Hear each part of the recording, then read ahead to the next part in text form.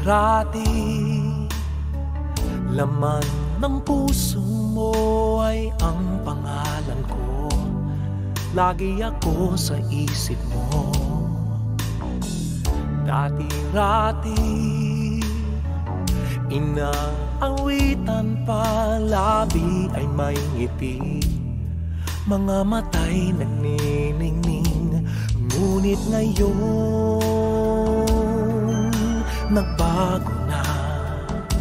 Nasaan na ang init ng pagsinta? Pangako mo'y hindi magwawakas. Di ba't noong samyo ng bulaklak at ihip ng hangin ay kapansin-pansin? Di ba't noong takbo ng oras ay di mo napapansin? Laging naglalambing, ngunit ngayon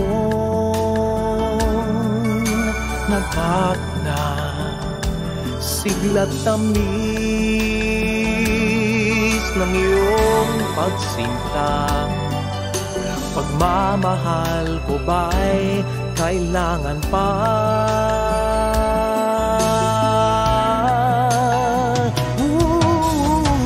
Dati-rati, mga pangako ko'y kandungan mo't lakas. Sa pagsubok ay kay tatag.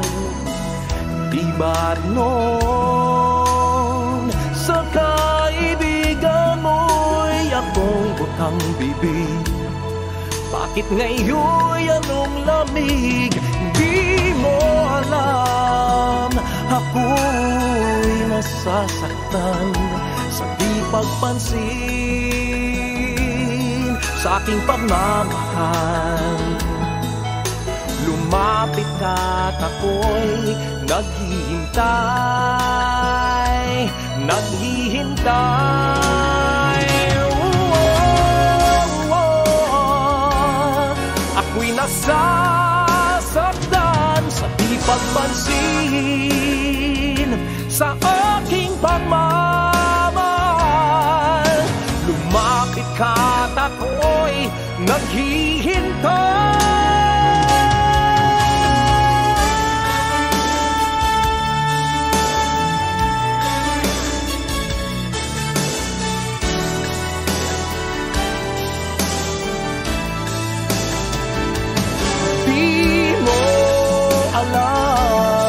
Ako'y nasasaktan sa di pagpansin sa aking pagmamahal.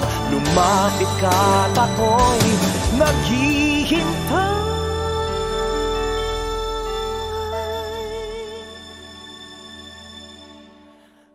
Panginoon, ako'y nabulag ng mandarayang mundo. Ako ay patawarin mo.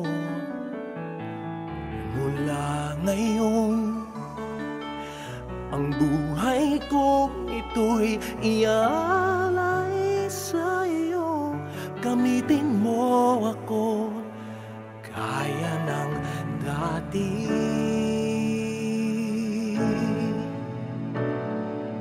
Gaya ng dati.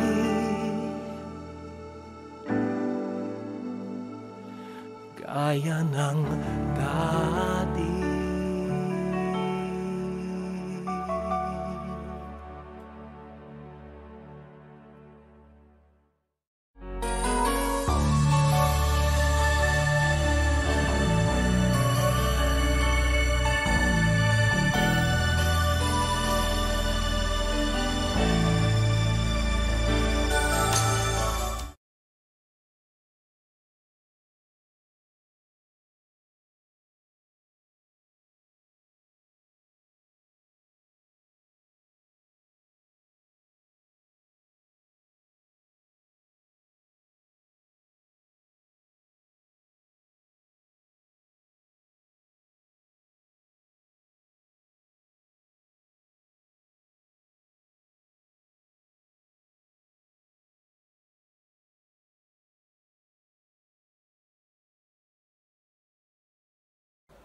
Hello, kapamuso! Again, tayo po ay nasa bahagi na po ng ating Word of God o munting exhortation o words of encouragement para po sa akin at sa ating lahat.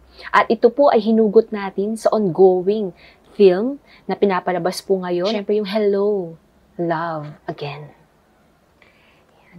Ano po, o diba? Sino po nakanood na sa inyo? Taas ang kamay, aminin. Meron po ba? Diba? Hello, Love Again. At sa kabatiran po ng lahat, ito po yung karugtong ng nauna na po nilang pelikula na pinamagatan namang Hello, Love, Goodbye. Kwento ito ng dalawang puso o dalawang pag-ibig na nagtagpo. Pero sa dulo po ng kwento ng unang pelikula is kailangan nilang mag-goodbye. So pagmamahala na nauwi sa pagpapaalam, sa goodbye.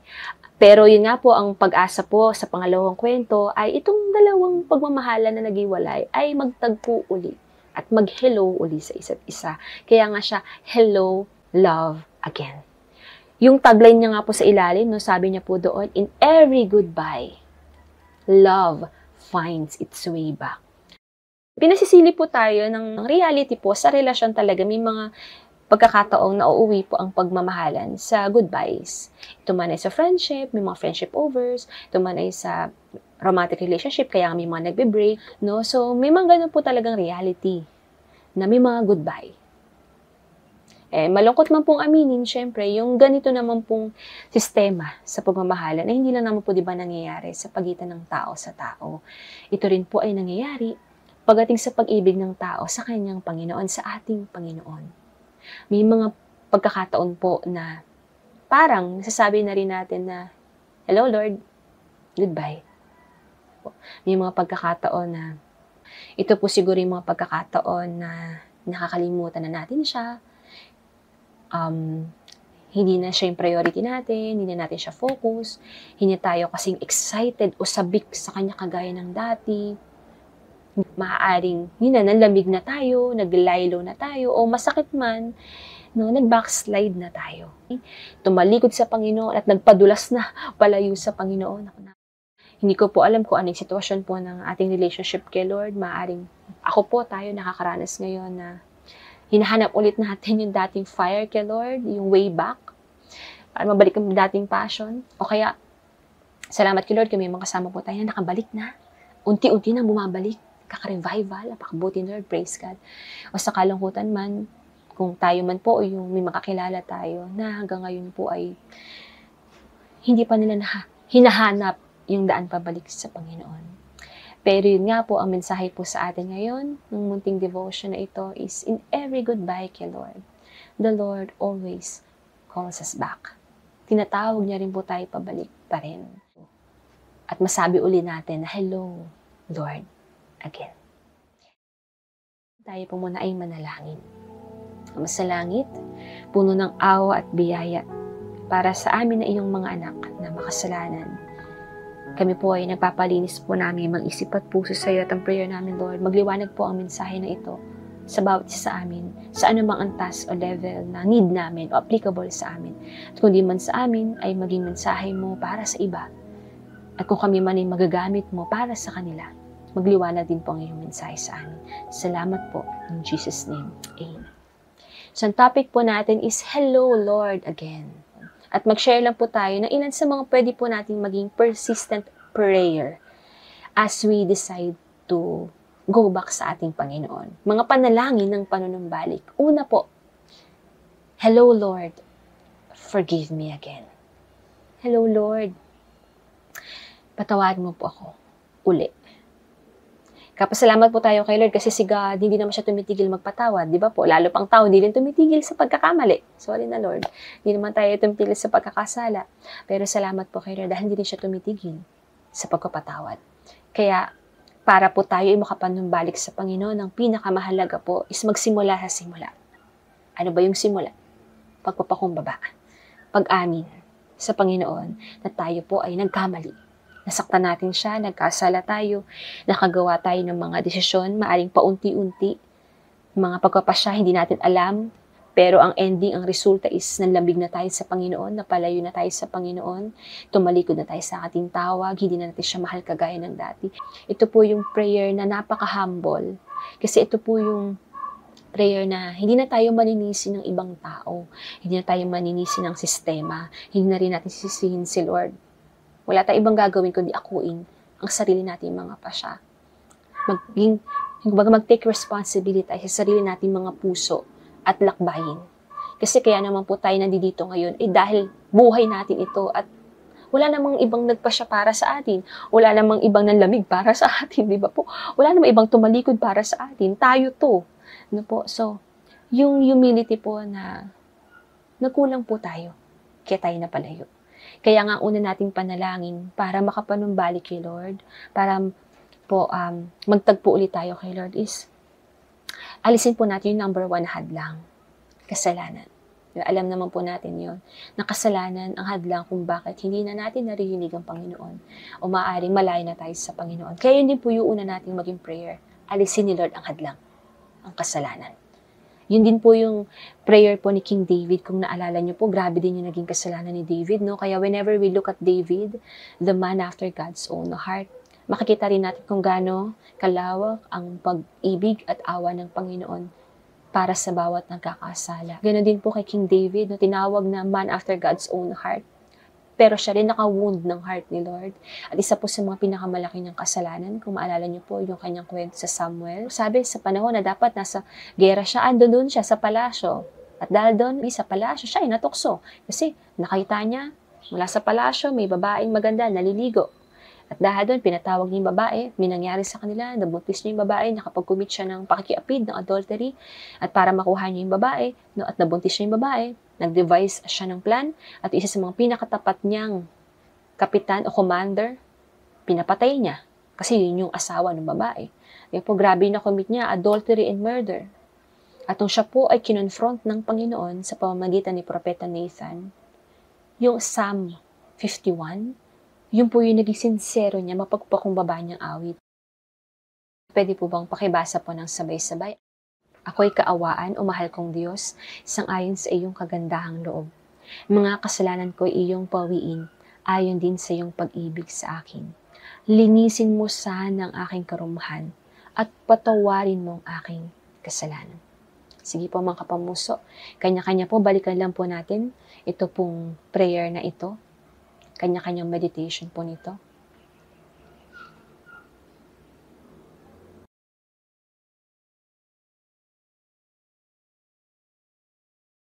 Sabi pa po sa verses 7 to 9, 1, 2, 3, ako ay linisin, sala ko'y hugasan, at ako'y puputi ng lubos-lubusan. Sa galak at tuwa ako ay puspusin, butong nangihinay muling palakasin. Ang kasalanan ko'y iyon ang limutin, lahat kong nagawang masamay pawiin. Muli tayo po, kanya-kanya pong pagtanggap ng prayer na yon.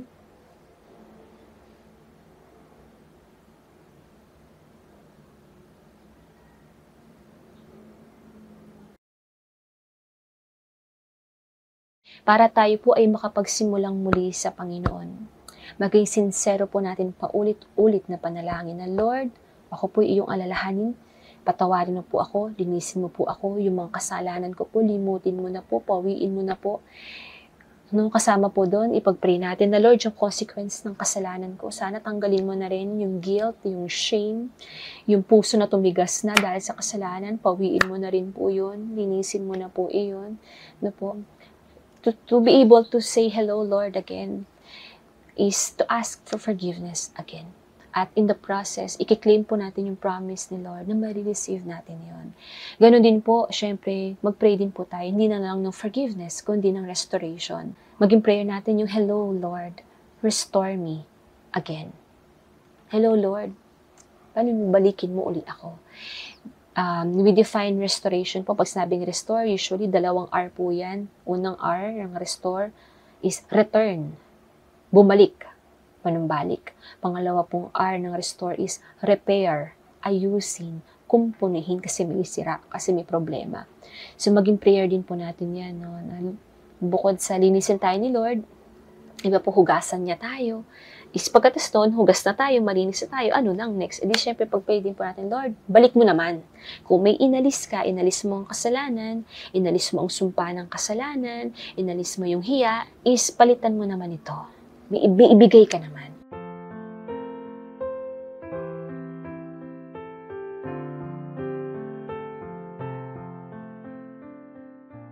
Siyempre, sa kurso po ng paglayo sa Panginoon, may mga inagaw po si Satan sa atin. May mga ninakaw siya, may mga pinatay siya sa atin. At ang prayer natin, Lord, yung mga kinuha sa akin ni Satan, yung mga pinatay niya na sa akin, buhayin mo ulit. Yung kung ito man ay nawalang passion para sa'yo, nawalang focus sa'yo, nawalang uhaw sa'yo, nawalang pagmamahal sa'yo, Lord, manumbalik uli ito. Ayan. At syempre, maging panalangin po natin is, hello Lord, help me try again. Aminin po natin na ang proseso po ng pagbalik sa Panginoon na hindi po madali at mabilis. Unang resistance o unang hadlang is yung mga sarili natin, di ba? Laging resistance natin is yung sarili natin mga kahinaan. Sarili natin, pag napagod tayo, ayaw na natin. Pag tinamad na tayo, ayaw na natin. Pag na-discourage na tayo, ayaw natin bumalik kay Lord. Pag nahirapan tayo sa proseso, ayaw na rin natin. Di ba po, pag parang walang nangyayari, tinutubukan naman natin bumalik kay Lord, pero parang ganun pa rin. Parang pag nag-try naman tayo ma-revive, nagkakasala pa rin tayo, bumabagsak pa rin tayo. Di ba po? So, ang number one resistance lagi is yung self natin. Di ba po? Pangalawang resistance, syempre, yung si Satan. Kasi may direkta siyang gagawin laban sa atin. Kasi po itong si Satan, John 10:10, focus to sa goal. Ano po ang goal ni Satan? Kill, steal, destroy, pumatay, magnakaw, manira. At si Satan, ang lagi niyang number one goal is sumira ng relasyon sa Panginoon. At ang goal niya, kapag may nag-goodbye na sa Panginoon, wag nang makabalik sa Panginoon. Kaya gagawin niya, papatayin niya lahat ng desire na bumalik kay Lord, nanakawin niya yung mga pwede niyang manakaw na pagkakataon para makabalik tayo. Kaya sisirain niya yung every opportunity natin na mahanap yung pabalik, yung daan pabalik kay Lord. Kaya maging prayer natin na, Lord, sa pagbalik ko sa iyo, tulungan mo ko to try again. Pag nagkamali ako, try ko uli. Pag nag-fail ako, try ko uli. Kapag parang hindi pa rin kita maramdaman, subok uli, basa pa rin ng Bible, pray uli, serve uli, worship uli, obey uli, resist sa temptation uli. Lord, and whenever I fail, try uli, try lang na try. Huling panalangin, kung papayagan pa tayo ni Lord, kung loloobin niya pa out of the abundance ng kanyang awa at biyaya, is, hello Lord, use me again. Alam ko po sa atin po na, di ba, pag nagkakasala po tayo, nararamdaman natin na unworthy tayo, hindi tayo karapat-dapat magamit ng Panginoon. Kasi ang dumi natin, di ba? Sino ba naman ang gumagamit ng maruming baso, ng maruming pinggan, ng kadiring kutsara, na galing sa basura?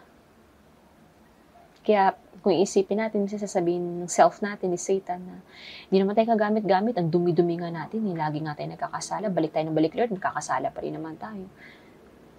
Pero, maganda rin po maging prayer ito, na as we go back kay Lord, every time na malapapalayo tayo kay Lord, tapos mabibigyan tayo ng chance na bumalik uli sa Kanya at i-grab natin yung chance na yun. Maganda, maging prayer din po natin na, Lord, kung mula sa lawak ng awa mo, ng biyaya mo, ay magagamit mo pa rin ang tulad ko para maparangalan ka, o kaya para umabot din sa mga tulad kong nawala o nawawala. Then sige Lord, gamitin mo po ako. Kung ang dila ko ay makakapagkwento ng kabutihan mo, kahit naging masama ito, sige Lord, gamitin mo. Kung ang bibig ko, ang tinig ko ay makakaawit sa'yo ng pagsamba, sige Lord, use my voice. Kung ang mga kamay ko, kahit gaano to karumi, kung magagamit mo ang mga kamay na to para sa karangalan mo, para maging pagpapala sa ibang tao, para maging kwento ng pag-abot mo, sige Lord, gamitin mo ang mga kamay na to. Kung ang mga paa ko, kahit ang mga paa na to, napalayo sa'yo, na-explore ng mundo, tumakbo palayo sa'yo, pero kung ang mga paa na to, ay magagamit mo para pumunta sa mga lugar na may mga naghahanap din sa'yo, then sige Lord, gamitin mo ang mga paa na ito. Yung ganun pong prayer, no? At naging prayer din po yan ni King David sa dulo ng kanyang panalangin, no? Karugtong po ng mga prayers kanina. Di ba nag-ask siya ng forgiveness, nag-ask siya ng restoration, At ganoon din po sa dulo niya, sabi niya, kung marireceive niya nga yung forgiveness na yun, sa pagtanggap niya sa bago at tapat na puso, sabi niya sa verse 13, kung magkagayon na, aking tuturuang sa'yo lumapit ang makasalanan. Ingatan mo ako, tagapagligtas ko, at aking iyahayag ang pagliligtas mo. Tulungan mo ako makapagsalita, at pupurihin ka sa gitna ng madla. Napakagandang panalangin po, na kung magkagayon mga, kung tayo nga ipatawarin na ng Panginoon, kung tayo nga ibigyan niya ng bagong puso, turuan tayo ni Lord na, turuan din ng iba na lumapit sa Kanya, na tayong mga nanggaling sa dilim ay magpagamit para maabot ang mga nasa dilim, na tayo, out of our brokenness, out of our sinful life, po, kung tayo ang pagtayo natin sa unahan ay magdadala kay Lord ng kadakilaan. Then, sabihin natin kay Lord, sige, use me. Gamitin mo po ako kaysa magamit ako ni Satanas. Kaysa magamit ako ng sarili ko. Kaysa mabuhay na lang ako para sa sarili ko. Mabuhay na ako para sa iyo. Use me.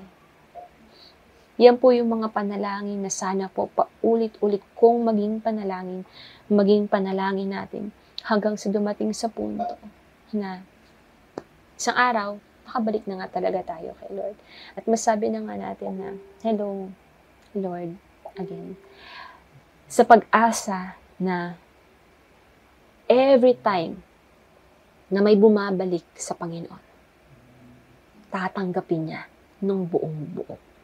Ito po yung pangako naman ang kinin natin na sa bawat hello, Lord, again, dahil may bumabalik, lagi ding may hello, child again. Kasi may tumatanggap pa rin. Kasi di ba po, ang pagbabalik naman, effort yan ng dalawa. Siyempre, yung isa babalik. Pero paano pag yung isa ayaw nang tanggapin yung bumalik? Di ba po? Kasi minsan ganun din naman sa relationship ng tao. May bumabalik, pero hindi na natin tinatanggap. Pero nagpapasalamat po tayo sa Panginoon. Dahil ang Panginoon, laging tumatanggap ng mga bumabalik sa Kanya. Ang galing niya eh. Specialty niya po yun eh. Gift ni Lord yun eh. Walang makakapantay sa Kanya dun eh. Hindi ko alam kung paano niya nagagawa yun eh. Pero, totoo eh, kung gaano ka lawak yung silangan sa kanluran, yung hilaga sa timog, ganun din kalawak yung pagpapatawad ng Panginoon sa atin. Sobrang lawak na lahat ng mga bumabalik sa Kanya, tinatanggap niya at kinukup niya pa rin. Pangako niya sa Israel, pangako niya rin po sa atin. Isaiah 54 verse 7. Iniwan kita sandali. Pero dahil sa laki ng awa ko sa iyo, ay muli kitang kukupkupin. Napakatamis na pag-asa at pangako po. May mga pagkakataon sa paglayo natin sa Panginoon, parang iniwan niya na nga talaga tayo. Pero tandaan po natin, sobrang laki ng awa ng Panginoon sa atin. Na ano pong gagawin niya pag bumalik tayo sa Kanya? Muli niya tayong kukupkupin. At sa pagkatapos ko, gusto ko lang pong i-testify kay Lord dahil malaki po yung leksyon na natutunan ko mula sa kwentong ito, patotoo na ito. Kasi po, nung isang linggo, bisperas ng piyesta dito sa Angono, nawala po yung isa sa mga aso ni na Tatay Boy, si Carias. Si Carias po kasi ay inampun po ng bagong pamilya, kaso nasalisihan niya po yung mga amo niya, nakatakas siya, nakalabas siya ng gate, tas nawala siya. Kaya nitong mga nagdaang araw, nasa adventure po kami, finding Carias kami. At sa araw po, naghahanap si na Tito Boy, Tita Aida dito sa Rainbow. Tapos yung umampun po sa kanya, hinahanap din siya, umiikot din dito sa Rainbow, tsaka sa Kandrenay, sa kabilang Ibayo, kasi nabalitaan po namin na dun siya nagpunta. Tapos, yun nga po kami ni Tasikit, pag siya papasok, uuwi, tatry niya umikot, then hinahanap si Carias. Tapos kami ni Kit sa gabi naman po, nag-iikot kami sa Kandrenay, naghahanap kami, nagtatanong-tanong kami. Noong unang gabi po na malaman ko po na nawala si Carias. Nung narinig ko po yun, syempre na-heartbreak ako. Iniisip ko, hala, ang tanda na noon, 10 taon na yun. Tapos inalagaan yun ni na Tito Boy, na Tita Aida, tapos mawawala. Parang sakit sa heart. No po. Pero parang may malakas na parang impression sa akin na tingnan mo, abangan mo, makakabalik yan. Kaya yun din po yung hope ko. Kapag lalabas kami ni Kit, makakabalik yan. Pero nung nagdaang mga gabi, nasuntok din po ako ng realidad, hindi pala madaling makahanap ng nawawala. Hirap pala.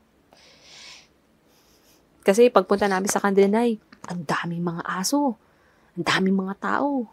Tapos, magsabi pa sa amin na napunta na siya dun sa banda dulo, sa may Baytown na, yung daanan ng mga sasakyan, mga truck.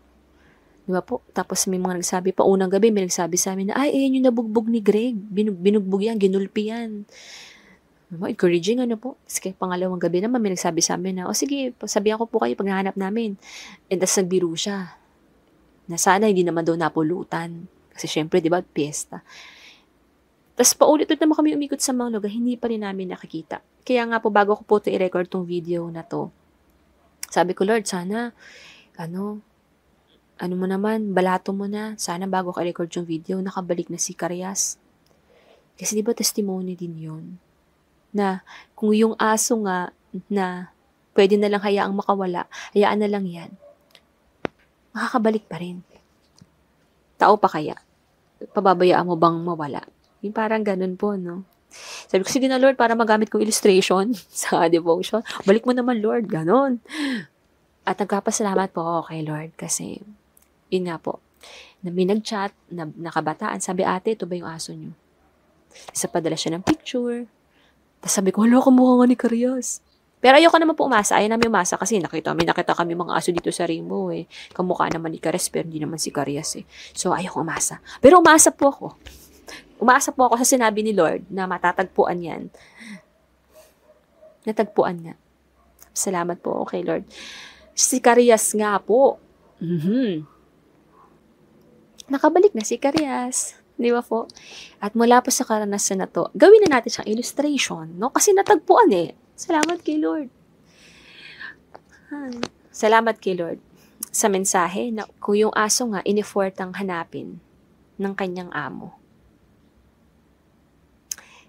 Tao pa kaya, hindi e-effortan ng kanyang Panginoon para hanapin. Kahit hindi na tayo kahanap-hanap, hahanapin pa rin tayo ni Lord. Kailangan lang naman po natin gawin. Humakbang, pabalik. At bahala na si Lord katagpuin tayo. Kung nasan tayo. Yung kantang When God Ran, di ba napakaganda po nung kwento nun? Di ba ito po yung kwento ng prodigal son sa Bible? So as we play this song, sana maalala po natin kung paanong sa mga panahong malayo tayo sa Panginoon, inabot niya pa rin tayo. Kinasabikan niya pa rin tayo.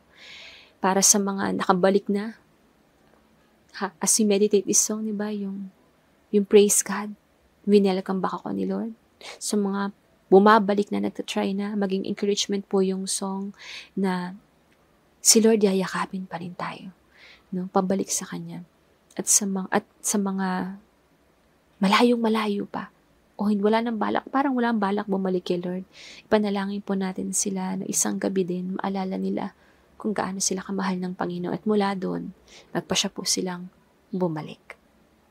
Tandaan po natin mga kapamuso, para sa bawat naliligaw, may Diyos na humahanap.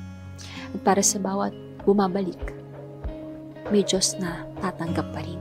Kaya nga po, tara, balik na tayo uli.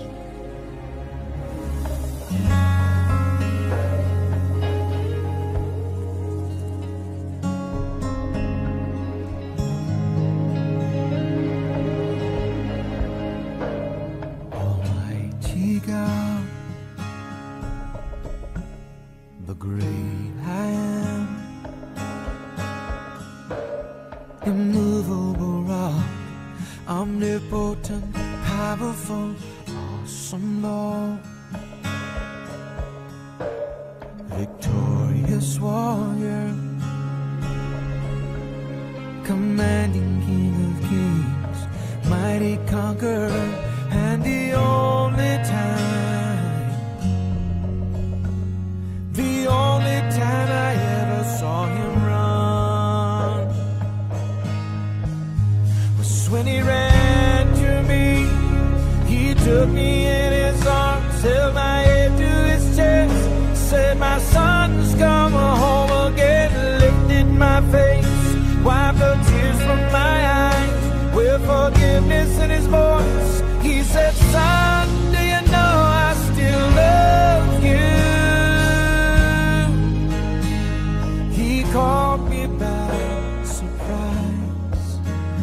God ran. The day I left home, I knew I'd broken his heart, and I wondered then if things could ever be the same.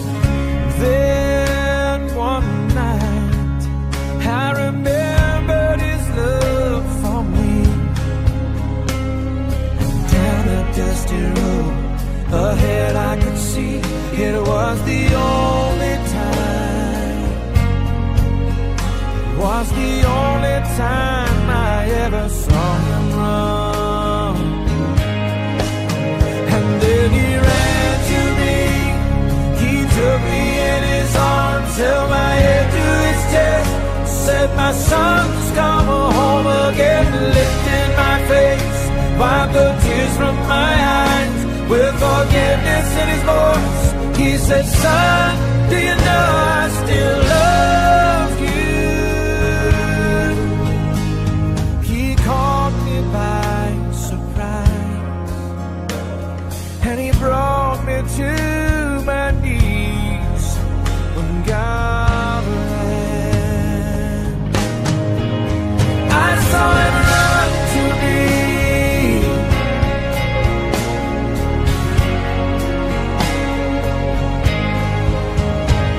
I was so ashamed, all alone and so far away, but now I know he's been waiting for this day. I saw him run to me, he took me in his arms, held my head to his chest, and said, "My son's come home again," lifted my face, wiped the tears from my eyes, with forgiveness in his voice. I felt his love for me again. He ran to me, he touched me in his arms, held my head to his chest. He said, "My son's come home again," lifted my face, wiped the tears from my eyes, with forgiveness in his voice. He said, "Son,